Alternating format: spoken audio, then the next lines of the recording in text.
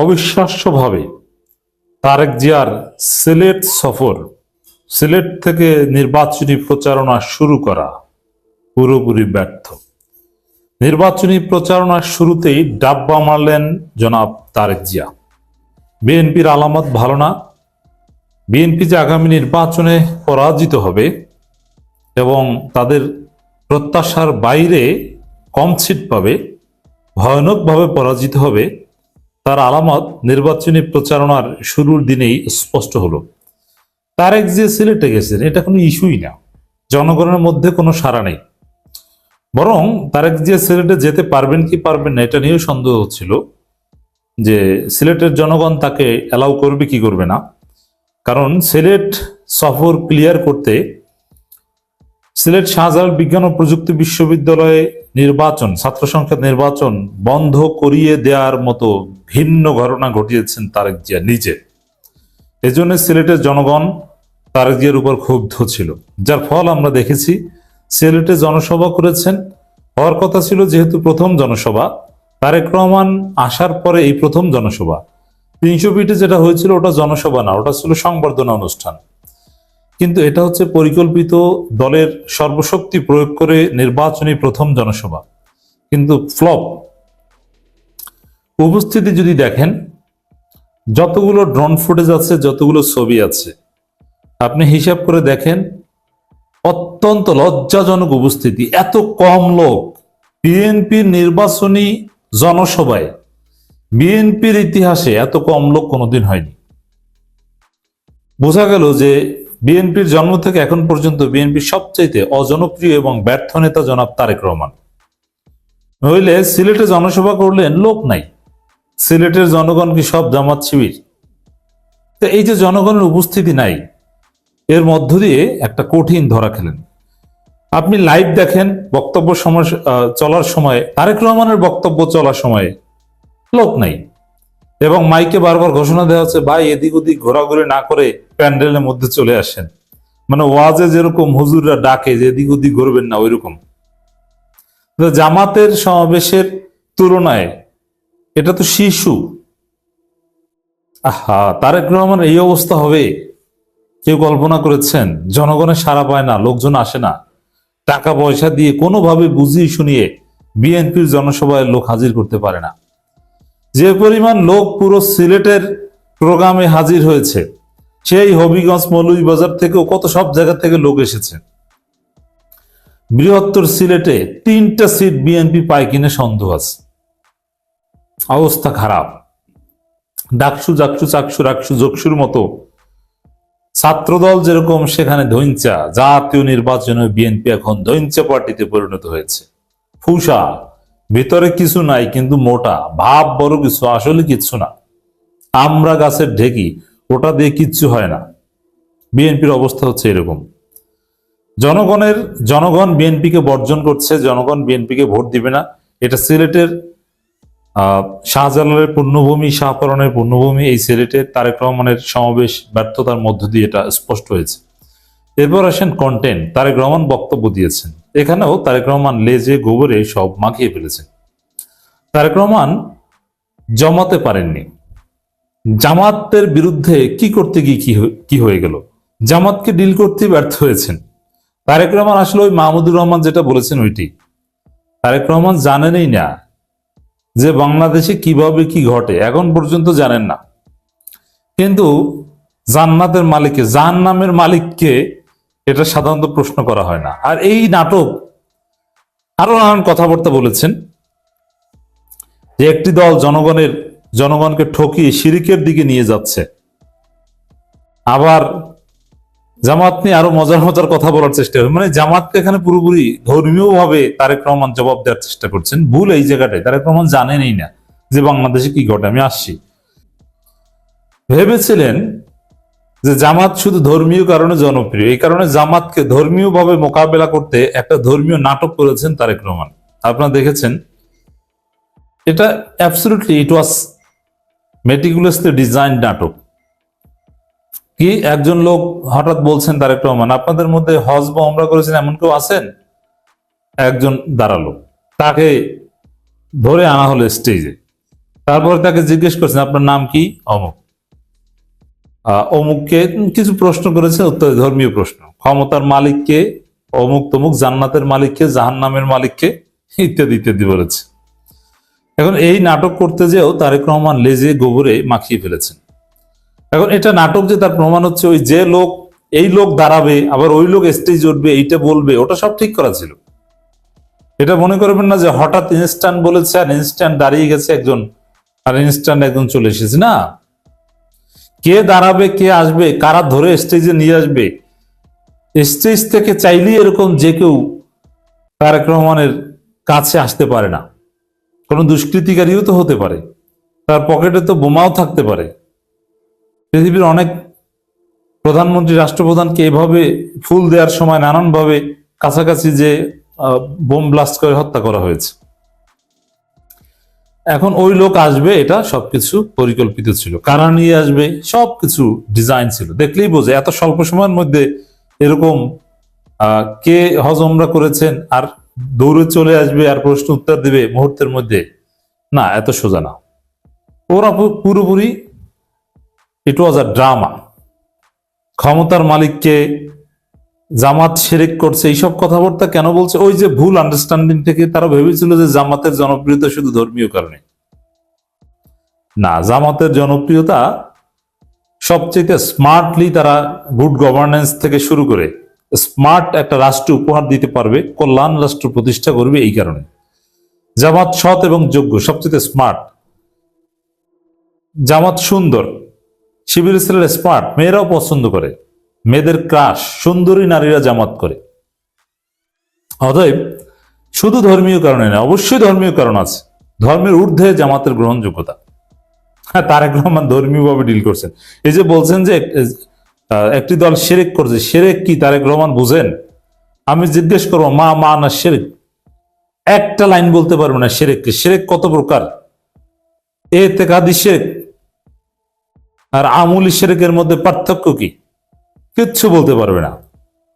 শিরক কখন হয়? যে শিরক করে তাকে কি মুশরিক বলা যাবে, না তার কাজটাকে শিরকি কাজ বলতে হবে? মা হুকমু শিরক, কিচ্ছু বলতে পারবে না, শিরক বোঝে না। অথচ তারেক জিয়া নিজেই শিরক করে গিয়েছে। তিনি বিভিন্ন মাজার টাজারে গিয়ে যেসব কাজ করেছেন সিলেটে, যে আমি দেখেছি টেলিভিশনে, যেটা সুস্পষ্ট শিরক। খালেদা জিয়ার কবরকে কেন্দ্র করে, জিয়াউর রহমান কবরকে কেন্দ্র করে যা করে, ওটা শিরক। সকাল সন্ধ্যা শিরক করে। নির্বাচনী প্রচারণা শুরু করেছে এক শিরকের মাধ্যমে। ইমান নষ্ট হবে এরকম শিরক। ইমান ভঙ্গের কারণ কি তারেক রহমান এক লাইন বলতে পারবে? নিজে শিরক করে জামাতের দিকে ইঙ্গিত করে বলে শিরকের দিকে নিয়ে যাচ্ছে, তারপর বলে নাউজুবিল্লাহ। এর মানে জামাতের সুপ্রিমেসির জায়গায় তো তারেক রহমান জানেন না। তো জামাতকে এইসব ধর্মীয় কথাবার্তা বলে তো লাভ নাই। আর এ কিভাবে মাখিয়ে ফেলেছে। আর জামাত কি বলবে দেখেন, জামাত বলবে গুড গভর্নেন্সের কথা, জামাত বলবে বেকারত্ব থাকবে না, জামাত বলবে উন্নয়নের কথা, জামাত বলবে তথ্য প্রযুক্তির কথা, জামাত বলবে চান্দাবাজদের বিরুদ্ধে, আর জামাত বলবে যে আল্লাহ চাইলে আপনাকে জান্নাত দিবে, আসুন ভালো কাজ করি, তারপর আমরা জান্নাতের চেষ্টা করি। তো দর্শক আরো বিভিন্ন কথাবার্তা বলেছিল, আমাদেরকে ভোট দিন, আমরা খাল খনন করবো, ইত্যাদি ইত্যাদি। মোটের উপরে জনগণকে আকৃষ্ট করার মতো কোনো উপাদান নেই। এক কথায় তারেক রহমান সব লেজে গোবরে মাখিয়ে ফেলেছেন। জনগণের সমর্থন পাননি, সারা পাননি। জনগণ নাই, জনগণ যায়নি, বিএনপিকে জনগণ লাল কার্ড দেখাচ্ছে। নির্বাচন কমিশনের বিশ্বাসযোগ্যতা নিয়ে প্রশ্ন উঠেছে। তারা গণহারে যারা দ্বৈত নাগরিক, যারা ঋণ খেলাপি, তাদের মনোনয়নকে বৈধ ঘোষণা করছে এবং অনেক যারা সৎ প্রার্থী তাদেরকে বিভিন্ন ঠুনকো অভিযোগ দেখিয়ে, বিশেষ করে যারা স্বতন্ত্র তাদেরকে বাদ দিয়ে দিচ্ছে, বিদ্রোহীদেরকে বাদ দিয়ে দিচ্ছে। আজকে একজন নির্বাচন কমিশনার বলল যে অনেক কষ্টের সাথে ঋণ খেলাপিদেরকে মনোনয়ন বৈধ বলতে বাধ্য হচ্ছি। চট্টগ্রামের আসলাম চৌধুরীকে তুমি কিন্তু শোধ করে দিবা, এই ওয়াদা দিয়েছে। তা আমরা এগুলো দেখছি। এরপরে আবার বিএনপি অভিযোগ এনেছে যে নির্বাচন কমিশন বিশ্বাসযোগ্য নয়, তারা ঘেরাও করতেছে।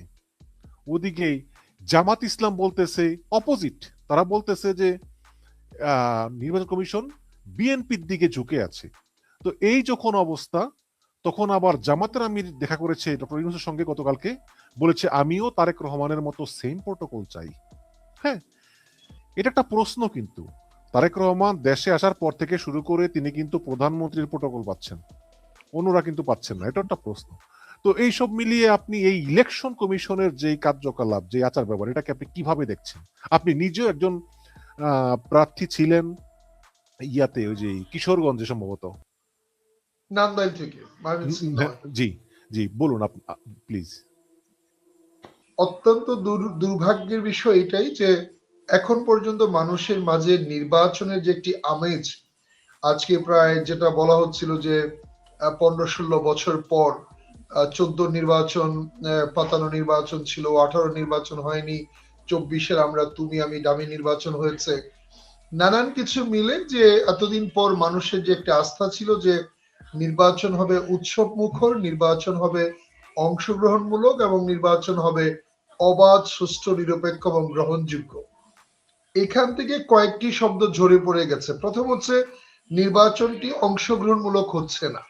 যে ইনক্লুসিভ আমরা ইলেকশনের কথা বলেছিলাম, সেই ইনক্লুসিভ ইলেকশনটা হচ্ছে না এই জন্য যে বাংলাদেশের অন্যতম বৃহত্তম একটি রাজনৈতিক দল বাংলাদেশ আওয়ামী লীগ, যার কার্যক্রম নিষিদ্ধ করা হয়েছে এবং যার ছাত্র সংগঠনকে নিষিদ্ধ করা হয়েছে এবং আওয়ামী লীগের কার্যক্রমের স্থগিতাদেশ আছে। এখন এত বড় একটি বৃহৎ দল যখন বাংলাদেশের রাজনীতিতে নেই কিংবা নির্বাচনে নেই, যে কারণে মানুষের মাঝে আসলে নির্বাচন নিয়ে যে একটি কম্পিটিশন কিংবা নির্বাচন নিয়ে যে জনগণের যে একটি বড় ধরনের যে একটি আশা থাকে কিংবা নির্বাচনকে অবাধ, সুষ্ঠু করার জন্য, নিরপেক্ষ করার জন্য যে তিনটি স্টেক হোল্ডার, একটা হচ্ছে দল, একটি হচ্ছে নির্বাচন কমিশন এবং আরেকটি হচ্ছে ভোটার। সো আলটিমেটলি বড় একটি দল না থাকাতে নির্বাচনে সেই আমেজটি আসলে নেই, যে কারণে মানুষ এখন মনে করছে যে এই নির্বাচনটি একটি সাজানো নির্বাচন হচ্ছে কিংবা একটি পাতানো নির্বাচন হচ্ছে কিংবা একটা অ্যাসাইন নির্বাচন হচ্ছে। কারণ এখানে তো আপনার কোনো প্রার্থী তো নেই। বাংলাদেশে 300 আসন আপনি যদি দেখেন যে দ্বিতীয় বৃহত্তম যে রাজনৈতিক দল সেটি হচ্ছে বাংলাদেশ জাতীয়তাবাদী দল বিএনপি। সো বিএনপির সঙ্গে নির্বাচনে জয়লাভ করে আসার মতো একটি মাত্র দল, সেটি হচ্ছে বাংলাদেশের এই মুহূর্তে যদি বলি সেটি হচ্ছে আপনার জামাত ইসলাম। এখন জামাত ইসলামের আর কয়টা নেতা আছে আপনি বলেন যে জামাত ইসলামের বাংলাদেশে কয়জন নেতা আছেন যারা বিএনপির মতো হেভিওয়েট প্রার্থীদের সঙ্গে নির্বাচনে জয়লাভ করে তারা আসতে পারবেন? এটি একটি বিষয়। এবং যদি কিছু বলি যে আরেকটি দলের কথা যদি বলি সেটি হচ্ছে ইসলামী আন্দোলন বাংলাদেশ, এবং এর সঙ্গে তাদের যে 9 দলে আছে অনেকগুলো, খেলাফত মজলিস, খেলাফত আন্দোলন, বাংলাদেশ খেলাফত আন্দোলন, নিজাম ইসলাম, এবি পার্টি, এনসিপি, এরা আছে। এদের কিন্তু এখন এদের আসলে কয়টা দেখুন মিশন ভাই, যে রাজপথের রাজনীতি আর ভোটের রাজনীতি কিন্তু এক নয়। যেমন ধরুন আপনি আজকে এনসিপির কথা বলেন কিংবা এবি পার্টির কথা বলেন, রাজপথে তাদের অবস্থান আছে, আপনি হয়তো তাদের কয়েকজনের নামও বলতে পারবেন, কিন্তু ভোটের রাজনীতিতে আসলে আপনি যখন ভোট করতে যাবেন সেইখানে আসলে জনগণ, সেইখানে আপনার ভোটের কি অবস্থা, সেখানে আপনার কতগুলো ভোটার আপনার আছে, কি পরিমাণ সমর্থক আছে, সারা বাংলাদেশের যদি রাজনৈতিক যদি আপনি ইলেকট্রাল যারা ভোটার নিয়ে যদি আপনি একটা অ্যানালাইসিস করেন, তাহলে দেখবেন গোটা বাঙালি জাতি, গোটা বাংলাদেশ দুই ভাগে বিভক্ত, একটা হচ্ছে আওয়ামী লীগ এবং একটা বিএনপি। এখন সেইখানে হয়তো নতুন করে ধরেন গত 17-18 মাসে জামাত ইসলাম কিছুটা তারা তাদের মতো করে চেষ্টা করে যাচ্ছে। জনাব খান, আমি আপনার প্রতি শ্রদ্ধা রেখেই বলছি যে আপনি বলেছেন যে বিএনপি দ্বিতীয় বৃহত্তম দল, তাহলে আপনি প্রথম বৃহত্তম দল কোনটাকে মনে করেন? আমি তো বললাম বাংলাদেশের যদি আপনি বড় বৃহত্তম রাজনৈতিক দল বলেন সেটি হচ্ছে বাংলাদেশ আওয়ামী লীগ, এটি নিঃসন্দেহে বৃহত্তম বড় রাজনৈতিক। কিন্তু আপনার কি মনে হয় যে আওয়ামী লীগের জনসমর্থন এই মানে গত 15 বছরে এখন পর্যন্ত এটা আছে? আমি মনে করি না। এক, আর দ্বিতীয় হচ্ছে যে যতগুলো জরিপ হয়েছে, প্রথম আলো জরিপ করেছে, ব্রাক জরিপ করেছে, তারপরে আইআরআই জরিপ করেছে, ইন্টারন্যাশনাল রিপোর্টমেন্ট ইনস্টিটিউট, আহ, জামাত ইসলামের একটা থিঙ্ক ট্যাঙ্ক জরিপ করেছে, প্রত্যেকটা জরিপেই দেখা গিয়েছে যে কিছু কিছু জরিপে আওয়ামী লীগের অবস্থান এনসিপি চাইতেও নিচে। বিএনপি সবচেয়ে বেশি জনপ্রিয়, তারপর জামাত, তারপর এনসিপি। তো এখন আপনি কিভাবে বলেন যে এত কিছুর পরেও, বা 5ই আগস্টে যে হত্যাকাণ্ড বা সবকিছু হলো, এত কিছুর পরেও আওয়ামী লীগকে আসলে আপনার বড় দল মনে করার যোগ্য? দেখুন, আমি ঠিক জানি না যে জরিপগুলো, বাংলাদেশের জরিপ নিয়ে আমার একটি প্রশ্ন আছে আসলে। এখন ধরুন, আপনি যদি এখনকার প্রেক্ষাপটে আপনি যদি জরিপ করেন, এক রকমের জরিপ হবে। এই জন্য হবে যে এখন মিথ্যা মামলা হামলা যে পরিমাণ ধরপাকড় হচ্ছে, সেখানে আপনি কেউ কখনো স্বীকার করবে না যে আমি আওয়ামী লীগকে সমর্থন করি। আপনাকে বাস্তবতা বুঝতে হবে যে আপনি যদি বাংলাদেশের যদি আনাচে কানাচে, বাংলাদেশের গ্রামে গঞ্জে মাঠে ঘাটের যে আপনার ভোটার, কিংবা যারা আমাদের গ্রাম বাংলায় যে মানুষগুলো আসলে যারা জীবনযাপন করেন কিংবা যারা বসবাস করেন, সেখানকার মানুষগুলা এখন পর্যন্ত, আমি আপনাকে আবারও বলছি, মানুষগুলো দুই ভাগে বিভক্ত হয়ে আছে। একটি হচ্ছে আওয়ামী লীগ এবং একটি হচ্ছে বিএনপি। এখানে নতুন করে ইসলামিক দলগুলো গত 17 মাসে তারা হয়তো নতুন করে কিছু করার চেষ্টা করছে। তার মানে এই না যে তাদের একটা বিশাল ভোট ব্যাংক তারা তৈরি করে ফেলেছে। কারণ আপনার যেভাবেই বলেন না কেন, গত 17 মাসে আওয়ামী লীগ ক্ষমতায় থাকা সত্ত্বেও বিএনপিকে মাঠছাড়া করা হয়েছে, মামলা করা হয়েছে, হামলা করা হয়েছে। তাদের ব্যাপক, আপনারা জানেন যে প্রায় প্রায় আপনার 1,80,000 মামলা হয়েছে, 38 লক্ষ মানুষকে আসামি করা হয়েছে। তারপরেও কিন্তু একজন বিএনপির সমর্থককেও কিন্তু তারা বিএনপি থেকে বিচ্যুত করতে পারেনি। সো আলটিমেটলি গ্রাম বাংলার মানুষের কাছে ধানের শীষ এবং নৌকা এটা হচ্ছে একটা এবাদতের মতো। তারা মনে করে যে এটা আমি মরে যাব, না খেয়ে থাকবো, ভোট কেন্দ্রে যাব না, বাট তারপর আমি অন্য প্রতীকে ভোট দিব না। এটাকে অনেকটা এবাদত মনে করে আসলে, যে আমি দলটা চেঞ্জ করব, বেইমানি হবে, নাফরমানি হবে। আমি এত জীবন নৌকা করেছি, আমি নৌকাটা ছেড়ে দিব, এটা আমার তো বেইমানি হবে, নাফরমানি হবে। আমি এতদিন ধানের শীষ করতাম, আমি এই দলটা ছেড়ে দিব, না এটা বেইমানি হবে। এই যে একটা চিন্তা চেতনা, এটাকে অনেকটা এখন পর্যন্ত মানুষ কিন্তু এটাকে আপনার মনে করে যে এটা হচ্ছে একটা ইবাদতের মতো। না প্রফেসর খান, বুঝলাম যে সেখানে নতুন করে এবি পার্টির কথা বলেন, এনসিপির কথা বলেন, কিংবা আপনার অন্যান্য যে দলগুলোর কথা বলেন, তাদের ভোট ব্যাংক নাই। হয়তো রাজপথে তারা বড় বড় প্রোগ্রাম করছে, মাদ্রাসা থেকে ছেলে পেলেদেরকে জোর করে নিয়ে আসতেছে, তাদেরকে নিয়ে এসে বড় প্রোগ্রাম দেখাচ্ছে, কিন্তু ভাই ভোট ব্যাংক কিন্তু ইজ এ ডিফারেন্ট থিং। এটা আসলে অন্য দলগুলো নাই, যে কারণে এখন নির্বাচনটা একতরফা হয়ে যাচ্ছে। আপনার একদিকে হচ্ছে বিশাল, এই মুহূর্তে সবচেয়ে বড় দল হচ্ছে বিএনপি, তারা যেহেতু মাঠে আছে, তাদের হিউজ প্রচারণা চলছে, এবং আরেক দিকে হচ্ছে জামাতে ইসলাম। তো জামাতে ইসলাম, আপনি 91 সালের নির্বাচনে জামাতের আসন ছিল মাত্র 18টা। তো সেই জামাতে ইসলাম এখন তারা কয়টা আসন এক্সপেক্ট করতে পারে আমি ঠিক জানি না। বাট নির্বাচনের যে আসলে একটা যে প্রতিযোগিতা যদি আমরা বলি, সেইখানে তো বড় একটি দলই নাই। তো আপনি প্রতিযোগিতাটা করবেন কার সঙ্গে? আপনি ধরেন আমার সঙ্গে, ধরেন বিএনপির যারা প্রার্থী আছেন তাদের সঙ্গে, আমি তো বললাম তাদের সঙ্গে কম্পিটিশন দেওয়ার মতো একমাত্র দল হচ্ছে আওয়ামী লীগ।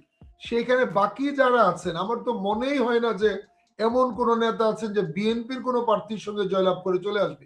আমি আবারও বলছি, কিছু ব্যক্তি আছেন, জামাত ইসলামের আছেন, কিছু হয়তো আপনার আপনার ইসলামী আন্দোলন বাংলাদেশের আছেন, হয়তো তাদের মধ্যে কিছু দল আছেন যারা হয়তো তাদের কিছু আসনে জয়লাভ করে আসবেন। তাহলে তো আপনি আলটিমেটলি, তাহলে কি হলো? আসন তো ভাগাভাগি হয়ে গেল, যে এই আসনে জামাতের একজন হেভিওয়েট প্রার্থী আছেন, এখানে আওয়ামী লীগের ওরকম কোন হেভিওয়েট প্রার্থী নাই ওখানে। অবশ্যই হাজার হাজার বছর ধরে যেই সংস্কৃতি, যেই কালচার চালু হয়েছে, আপনি তো এটাকে বর্ডার দিয়ে ভাগ করে আলাদা করতে পারবেন না। বাংলাদেশ ভারত, এটা এদের কালচার, কথাবার্তা, চালচলন, এগুলো থাকবে, এগুলো ভিন্ন, নেপালের সঙ্গেও আছে। কিন্তু বাংলাদেশের মানুষের যে মনোভাব আমি দেখেছি, আপনি ইসলামপন্থী বাদ দেন, জামাত ইসলাম বাদ দেন, যারা বাম দল করে, যারা প্রগতিশীল, যারা বিশ্ববিদ্যালয়ের, আপনি তো একজন শিক্ষক, যারা বিশ্ববিদ্যালয়ের ছাত্র, তারাও পর্যন্ত ভারতের প্রতি তাদের প্রবল বিদ্বেষটা কিন্তু এই, মানে এরা এরা মানে আমি আমি ইসলাম ধর্ম পছন্দ না, আমি একটু শেষ করি। আমি আপনাকে মিউট করেছি এই কারণে আপনার কথা শোনা যাচ্ছে না, কারণ নালে ইকো হয়। তো এখন এখন এই মানে মনে করেন যে আমি আমি প্রগতিশীল, আমি সেকুলার, আমি মানে আমি নামেই মুসলিম, বাট কামে করি না, বাট এই ধরনের ছেলে পেলে বা মেয়েরাও এরা ভারতকে ঘৃণা করে, যেটা হাদির হাদির মৃত্যুতে প্রমাণ করেছে যে বাংলাদেশের মানুষ কতটা ভারত বিদ্বেষী প্রত্যেকে। এর আমি দেখেছি যখন আমি স্টুডেন্ট ছিলাম আরো অনেক আগে, তখন কিন্তু মানুষ তো ভারত বিদ্বেষী ছিল না, এখন প্রবল ভারত বিদ্বেষী। আপনি বিশ্বাস করবেন না প্রফেসর খান, আমরা যারা মিডিয়াতে কাজ করি, এত গুজব ছড়ায় ভারতের ভিতর থেকে, এত গুজব ছড়ায় প্রতিনিয়ত, হাজার হাজার এআই দিয়ে পিকচার বানিয়ে বলে বাংলাদেশে হিন্দু নির্যাতন হচ্ছে, একটা হলে 10টা। অনবরত গুজব ছড়ায়, অনবরত ভুয়া নিউজ, অনবরত ষড়যন্ত্র করে এবং অনবরত জাল টাকা পাঠায়, আরো কত কত ভাবে অস্ত্র পাঠায় তারা, যে আমাদেরকে চষে, এবং তারাই শেখ হাসিনা পালিয়ে গেছে এটা তারা কিছুতেই মেনে নিতে পারতেছে না। এবং সবচেয়ে বড় হল কত, তারা ক্রিকেট নিয়ে পর্যন্ত রাজনীতি করে। আপনি দেখেন ভারত থেকে আমরা কি নিয়ে আমদানি করি বা সঞ্চয় করি, যত আমরা বলি ভারত বিরোধী, ইউনূস সরকার সবচেয়ে বেশি ভারত থেকে আমদানি করেছে, কিন্তু বাংলাদেশের মানুষ বাংলাদেশকে ভালোবাসে ভাই, ভারতকে না, বাংলাদেশকে ভালোবাসে। এখন যেই দলটা আওয়ামী লীগ, তারা জনগণের কাছে বুঝাইতে পারতেছে না যে আসলে আমরা বাংলাদেশ প্রেমী, সেই দলটাকে মানুষ কিভাবে গ্রহণ করবে আপনি বলেন? আপনার তো সবচেয়ে রাজনীতি করার সবচেয়ে বড় যোগ্যতাই হচ্ছে আপনাকে ওই দেশের সংবিধানের উপরে আপনাকে বিশ্বাস স্থাপন করতে হবে। আপনি যদি সবসময় সেই সেই 14 সালে সুজাতা সিং বাংলাদেশে এসে এরশাদকে নিল, তারপরে কন্টিনিউ তারা শেখ হাসিনাকে সমর্থন দিয়ে গেল, সেই তারা এখন আবার বলে অংশগ্রহণমূলক নির্বাচন, আগে আগে বলো নাই কেন? তাহলে এই যে ভারতের দ্বিচারিতা, শেখ হাসিনার সময় হিন্দু নির্যাতন হয় নাই, তখন বলে নাই কেন? চুপচাপ ছিল, এখন বলে কেন? তার মানে হচ্ছে রাজনৈতিক। সেই ভারতকে বাংলাদেশের মানুষ কোনো দিনই বিশ্বাস করবে না, এবং যারা ওই ভারতের আন্ডারে ভারতকে গুরু মেনে, ভারতকে প্রভু মেনে রাজনীতি করতে চায়, তারা ইতিহাসের আস্তাক করে নিক্ষিপ্ত হবে।